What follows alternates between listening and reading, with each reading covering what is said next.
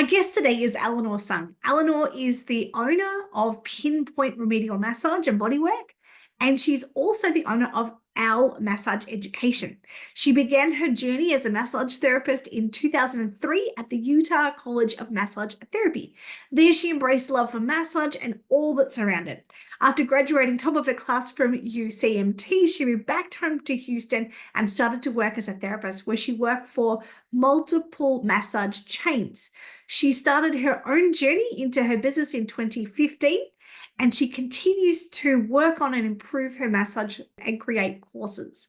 Each class she develops has more than 45 hours of preparation and development before she even puts it in as a full course. And she's currently developing courses for injuries, musculoskeletal conditions. She mentors licensed massage therapists who are looking to start their own practice or become a massage therapist instructor themselves. Elanor has a wealth of knowledge, and I'm really excited to share with you her journey of what it's been like over the last 12 months in the six-figure journey. Welcome, Elanor. How are you today? I am wonderful. Thank you so much for coming on and having a chat with us and being a case study with us today. I'm super excited to hear your story.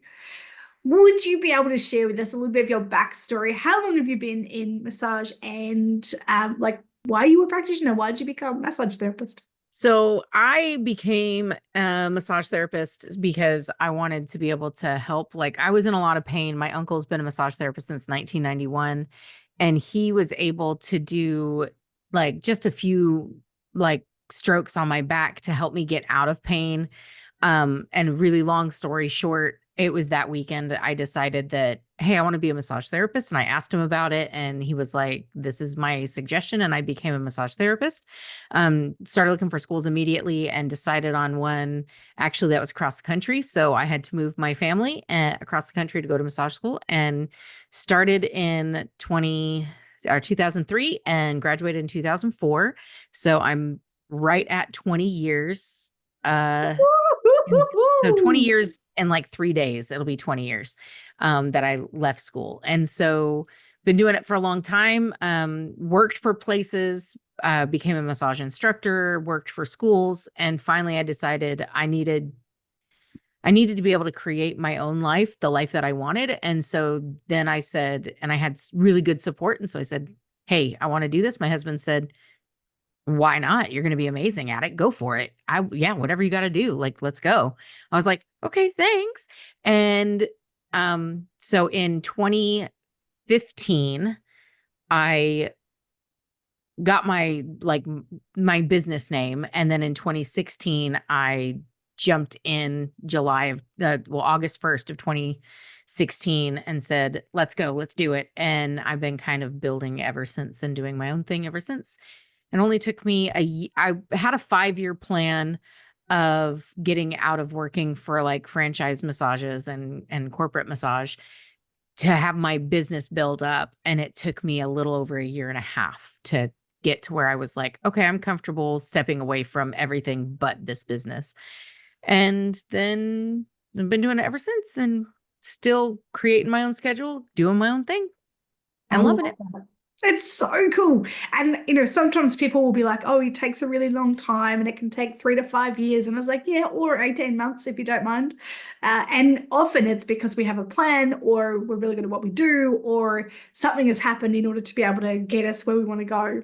If everything was going so well, what made you want to get coaching?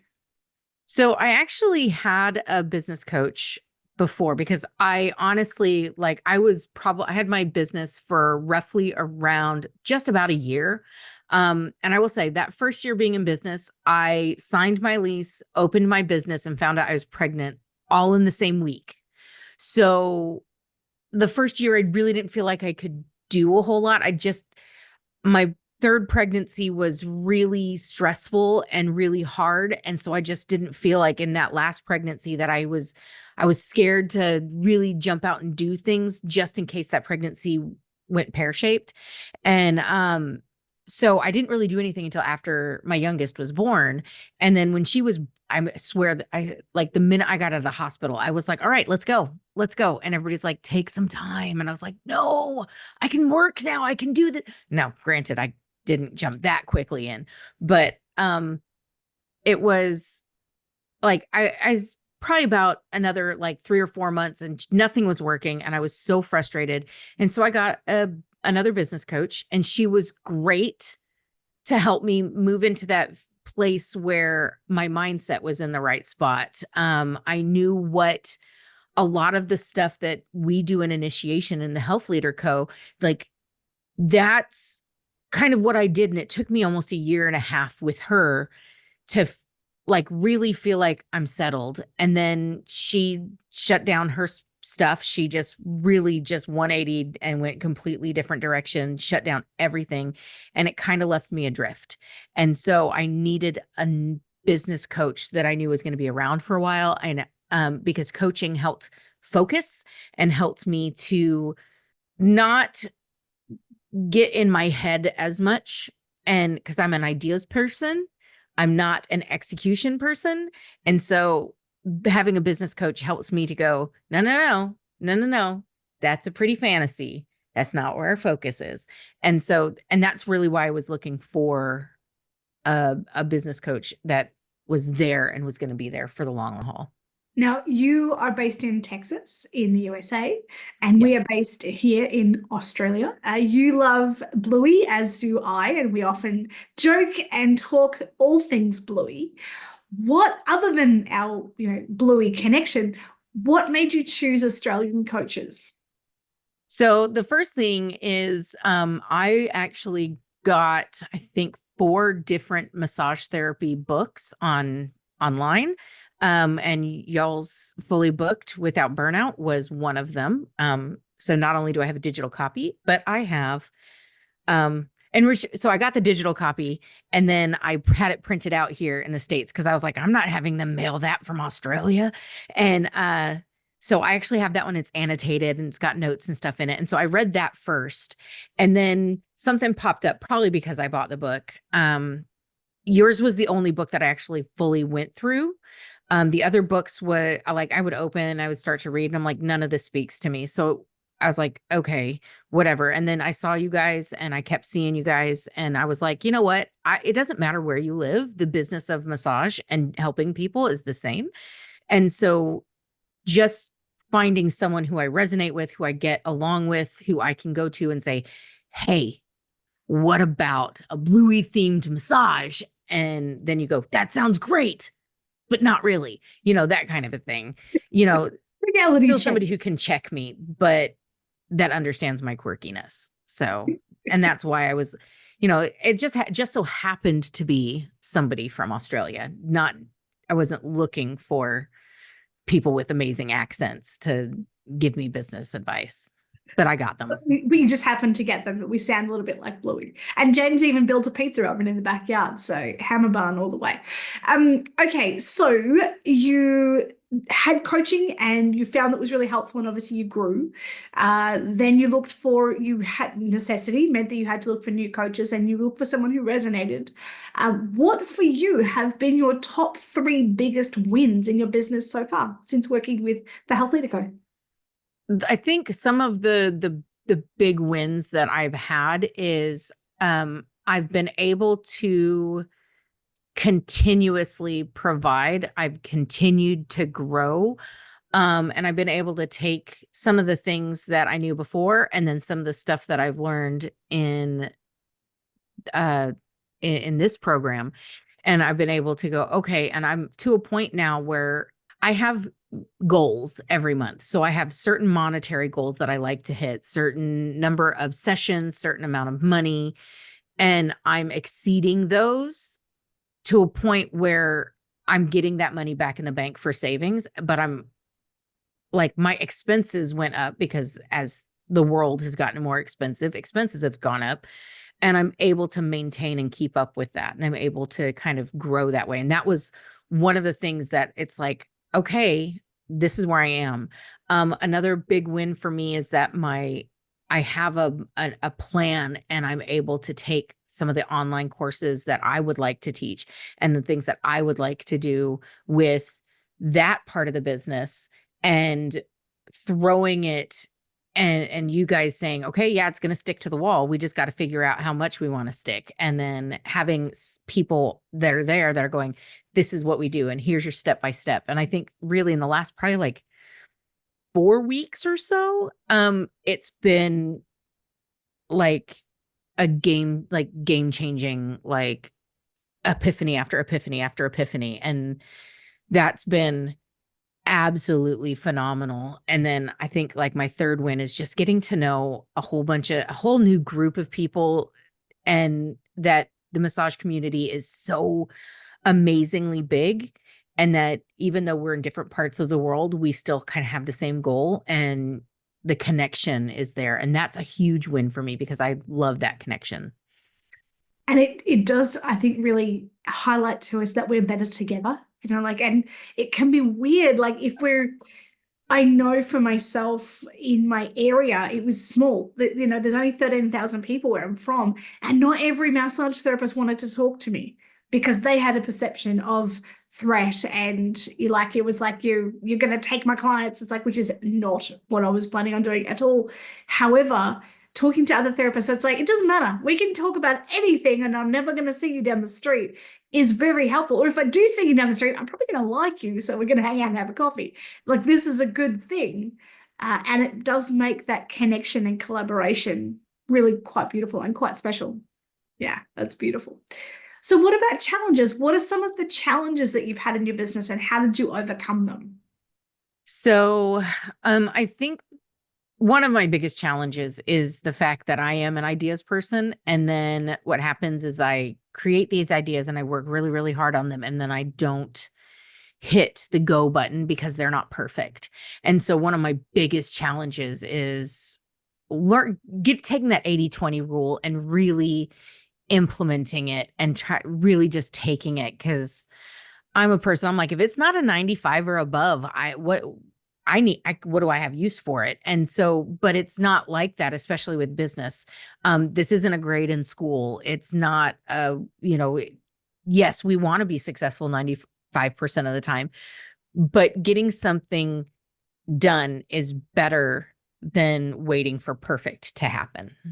So, and I think that's probably my biggest challenge in my business period. Like, it's one of the reasons I didn't launch my business until 12 years in, and because I didn't think I was good enough, and I didn't think it was going to be perfect enough. And so, it's just one of those, okay. And then you jump in, you find out, oh, it's good enough. It's good enough. And you just keep growing 10% more every month, 10% more every year. And you just keep growing to where, yeah, some things don't work and some things do. And you find out and you learn and you grow. And it's been liberating to have that happen. And especially over the last course of the year, the last year, it's been one of those, okay, I have this thing. It's done. It's not perfect, but it's done. So yeah. Yeah. And I think perfectionism, like everything having to be perfect, is one of the biggest things that holds therapists back. It's like, I'm too scared to start. What if it doesn't work? What if it fails? What if, and we've just played this what if game. And it's like, because we don't know the answer to those questions, I'm not even going to give it a crack. And Yep. I think the other thing that can happen is, just like you said, it's like there is no goal police. There is no, there's no gold stars when you make X in your bank. It's just, yay. As a business owner, there is no kind of, these are the things I need to do to get A pluses. Woohoo, I'm off to do them. And so it can be quite challenging because there isn't those containers. And sometimes when you're having coaching, what coaches will do is break those crazy, awesome ideas down to bite-sized chunks, which means you know how to win. And having that really clear plan makes all the difference in order for it to come to fruition. Absolutely. So what has been your experience with the program? So over the last year, it's been one of those, okay, we have these goals. We want to try to get these goals. We're going to be working towards those goals. And it is the breaking it down into chunks of, this is what gets done. And I'm not the best person for my steps to success and posting it, but I know kind of where I'm going. And so even I don't post it, I still kind of know what they are. And I think that's been something that's really helped in the last year. And I want to say in the last month, I really embraced the planner and using the planner and saying, okay, this is what my goals are for this month, and really sitting down with it and going over it and going, did I do what I need to do? Am I doing what I need to do? What's the next step? Where am I going now? And having that, then I can go, oh, and I can have my little check boxes of I did this, and then prioritizing it. So that's kind of something like that I've learned within this program and the growth that I've had because of that. Yeah, nice work. And I think that being able to do that, it's not just about now. It's actually about how you outwork that and the long-term effect of outworking that in the next 3 years, 5 years, 10 years, and how that actually progresses. And that's what, again, I think that's really important. Some coaches will, when you work with them, they actually create reliance on them. So you have to work with them forever. And that's not the point of coaching. The point of coaching is that you outgrow over time.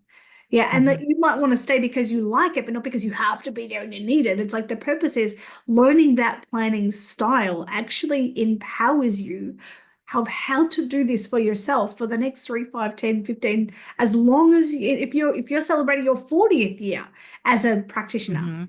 These are the sorts of foundational things that when you put in place, everything starts to change. And often it's incremental. It's not, you don't even notice at the start. It's like, oh yeah, it's a bit of this and a bit of this, but it's like you start to look back and go, damn, like that is a huge trajectory that changes. Yeah. So I think that's a really cool piece that you have embraced so beautifully.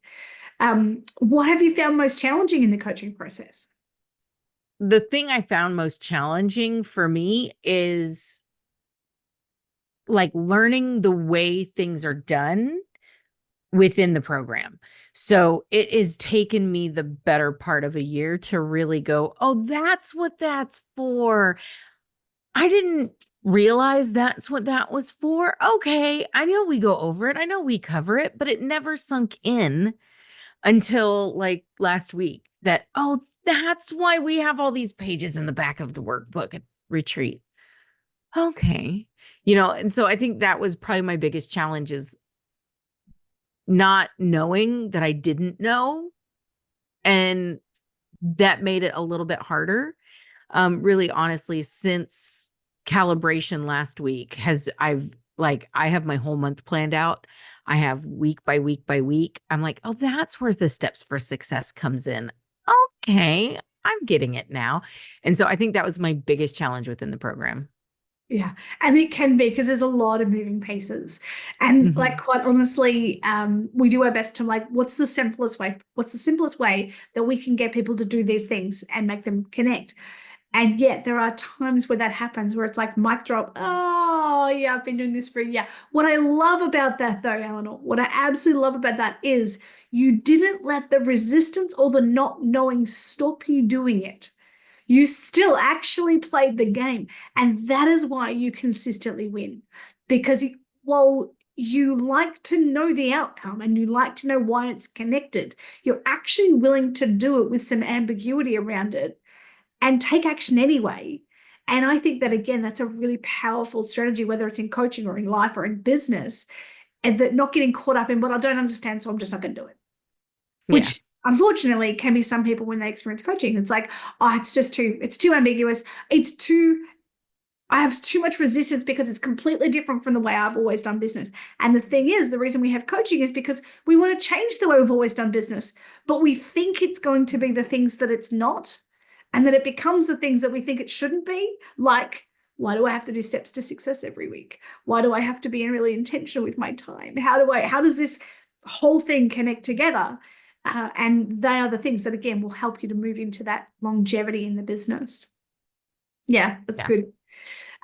So what have been your results in relation to, if we look at mindset, marketing, mechanics, our 3 amazing M's, what have been a win along for each of those? So I think with mindset, it's definitely the 80-20 rule and embracing that and just getting over the fact that it doesn't have to be perfect. It just needs to be done. And that even if it's not perfect, people like if it's perfect, you're still going to have the haters. And even if it's not perfect, you're still going to have people who love it. So just get it done and you can always redo and revamp and make it better next time. So I think with mindset, that's the big win on that one.